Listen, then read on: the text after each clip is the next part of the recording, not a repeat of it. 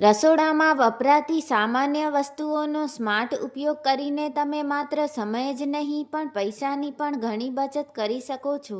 સમય અને પૈસા બચાવવા માટેની રસોડાની ટિપ્સ.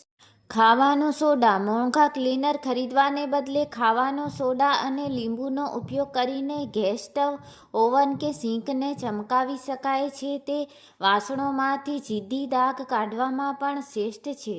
સફેદ સરકો. સરકો કુદરતી જંતુનાશક છે. તેનો ઉપયોગ ફ્રીજ સાફ કરવા, કાચની બારીઓ ચમકાવવા અને શાકભાજી ધોવા માટે કરો. તે કેમિકલયુક્ત સફાઈના સાધનો કરતાં ઘણો સસ્તો પડે છે. લસણની પેસ્ટ. અઠવાડિયાના અંતે આદુ લસણની પેસ્ટ બનાવીને ફ્રીજમાં રાખો. રોજિંદા રસોઈના સમયમાં આનાથી ખૂબ બચત થાય છે.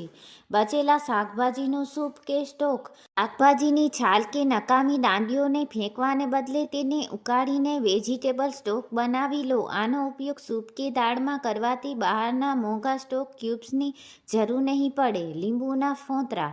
લીંબુનો રસ વાપર્યા પછી તેની છાલ ફેંકશો નહીં. તેને સિંકમાં ઘસવાથી તેમાંથી આવતી દુર્ગંધ દૂર થાય છે અને સિંક ચમકી ઉઠે છે. લોટ બાંધવાની રીત. રોટલીનો લોટ બાંધતી વખતે તેમાં થોડું તેલ ઉમેરીને રાખો તો લોટ લાંબા સમય સુધી નરમ રહેશે અને તમારું વારંવાર લોટ બાંધવાની મહેનત નહીં કરવી પડે. કાચની બરણીઓનો પુનઃ ઉપયોગ. બહારથી લાવેલા જામ કે અથાણાની કાચની બરણીઓને સાફ કરીને મસાલા કે કઠોળ ભરવા માટે વાપરો. આનાથી પ્લાસ્ટિકના ડબ્બા ખરીદવાનો ખર્ચ બચશે. દૂધની મલાઈ. દૂધની મલાઈમાંથી ઘરે જ ઘી બનાવો. બહારથી ખરીદતા ઘી કરતાં તે શુદ્ધ પણ હશે અને સસ્તું પણ પડશે.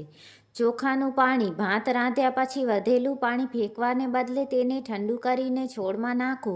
તે કુદરતી ખાતરનું કામ કરે છે, જેથી તમારે બહારથી મોંઘા ખાતર ખરીદવાની જરૂર નથી.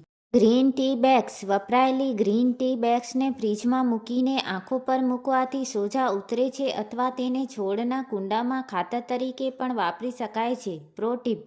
શાકભાજી અને ફળોને લાવ્યા પછી તરત જ સાફ કરીને યોગ્ય રીતે સ્ટોર કરવાથી તે લાંબા સમય સુધી તાજા રહે છે અને બગડતા અટકે છે, જેનાથી ખોરાકનો બગાડ અને નાણાંનો વ્યય બંને ઘટે છે. વધુ ઉપયોગી ટિપ્સ.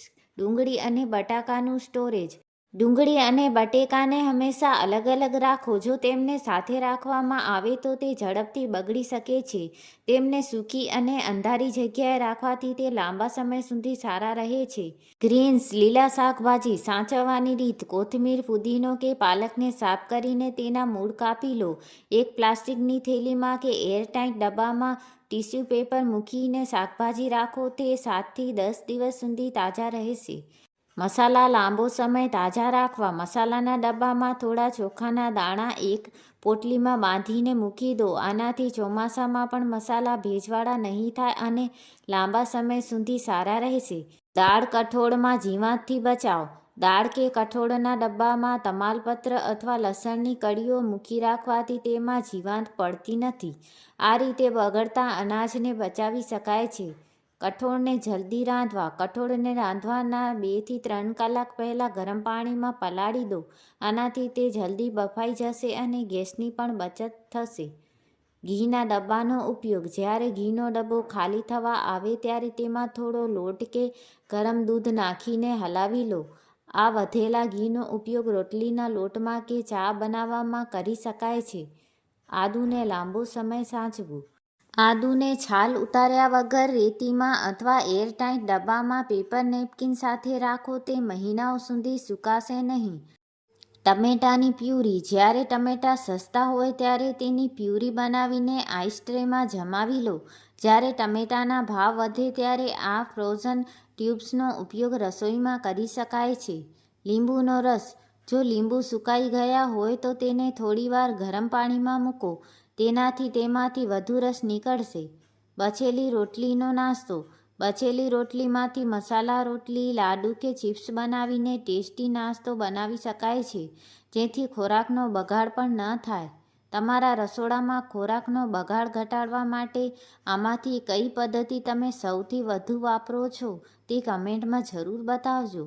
વધુ સ્માર્ટ કિચન ટિપ્સ. દૂધ ઉભરાતું અટકાવવા. દૂધ ગરમ કરતી વખતે તપેલીની ઉપર એક લાકડાની ચમચી, વઘારવાની ચમચી આડી મૂકી દો. આનાથી દૂધ ઉભરાઈને ગેસ પર નહીં પડે અને સફાઈનો સમય બચશે. કઠોળ બાફતી વખતે મીઠું. કઠોળ કે ચણા બાફતી વખતે તેમાં થોડું મીઠું ઉમેરવાથી તે જલ્દી બફાય છે. સાથે જ કુકરમાં બાફતી વખતે 1 ચમચી તેલ નાખવાથી પાણી બહાર આવતું અટકશે. ડુંગળી કાપતી વખતે આંખમાં આંસુ. ડુંગળી કાપતા પહેલાં તેને થોડીવાર માટે ફ્રીઝરમાં મૂકી દો. આનાથી ડુંગળી કાપતી વખતે આંખમાં બળતરા કે આંસુ નહીં આવે. પનીરને નરમ રાખવા. પનીર ફ્રીજમાં રાખવાથી સખત થઈ જાય છે. તેને વાપરતા પહેલાં 10 મિનિટ ગરમ પાણીમાં પલાળી રાખો. તે એકદમ તાજું અને નરમ થઈ જશે. મધનો ઉપયોગ. જો મધ જામી ગયું હોય તો તેને માઇક્રોવેવ કે સીધા તાપ પર ગરમ ન કરો. એક વાસણમાં ગરમ પાણી લઈને તેમાં મધની બોટલ થોડીવાર મૂકી રાખો. તે કુદરતી રીતે ઓગળી જશે. ચોખા ખીલેલા બનાવવા. ભાત રાંધતી વખતે તેમાં અડધી ચમચી લીંબુનો રસ અથવા 1 ટીપું તેલ ઉમેરવાથી ભાત સફેદ અને એકબીજાથી છૂટા બનશે. જૂની બ્રેડને તાજી કરવી. જો બ્રેડ સુકાઈ ગઈ હોય તો તેને પાણીમાં હળવી છાંટીને તવા પર કે ઓવનમાં થોડીવાર ગરમ કરો. તે ફરીથી તાજી અને ક્રિસ્પી થઈ જશે. મરચાં સાચવવાની રીત. લીલા મરચાંની દાંડી કાઢીને તેને એક એરટાઇટ ડબ્બામાં પેપર નેપકિન સાથે ભરીને ફ્રીજમાં રાખો. તે ઘણા દિવસો સુધી તાજા રહેશે અને સડશે નહીં. કેળા જલ્દી કાળા ન પડે. કેળાના ઝુમખાના ઉપરના ભાગને જ્યાંથી તે જોડાયેલા હોય છે પ્લાસ્ટિક રેપ અથવા એલ્યુમિનિયમ ફોઇલથી વીંટાળી દો. આનાથી તે જલ્દી કાળા નહીં પડે. સિંકનો કચરો. સિંકના પાઇપમાં અઠવાડિયામાં એકવાર ગરમ પાણીમાં બેકિંગ સોડા નાખીને રેડો. આનાથી પાઇપમાં જામેલો કચરો કે ચરબી દૂર થશે અને બ્લોકેજની સમસ્યા નહીં થાય. દહીં જલ્દી જમાવવા માટે. જો ઠંડીની મોસમમાં દહીં જામતું ન હોય તો દહીંના વાસણને એક ગરમ કપડામાં લપેટીને અથવા કેસરોલમાં મૂકી દો. આનાથી દહીં જલ્દી અને સરસ જામશે. કોફી પાવડર સચવાઈ રહે તે માટે. કોફીના ડબ્બામાં ભેજ ન લાગે તે માટે તેમાં ખાંડના 2-3 દાણા નાખી દો. આનાથી કોફી કણક નહીં થાય અને લાંબો સમય સુધી પાવડર સ્વરૂપમાં રહેશે. કઢી કે દાળમાં વધુ મીઠું. જો ભૂલથી દાળ કે કઢીમાં વધુ મીઠું થઈ જાય તો તેમાં બાફેલા બટેકાના ટુકડા અથવા થોડા ઘઉંના લોટનો લુગદો નાખી દો. તે વધારાનું મીઠું શોષી લેશે. સૂકા મસાલાની સુગંધ જાળવવા. મસાલાના ડબ્બામાં થોડા મીઠાના દાણા નાખવાથી મસાલામાં ભેજ નહીં આવે અને તેની સુગંધ પણ જળવાઈ રહેશે. રસોડાની દુર્ગંધ દૂર કરવા. જો રસોડામાં તળેલા ખોરાકની કે લસણ ડુંગળીની વાસ આવતી હોય તો એક તપેલીમાં પાણી સાથે થોડા તજના ટુકડા કે લીંબુના ટુકડા ઉકાળો. આખી રસોઈમાં સરસ સુગંધ ફેલાઈ જશે.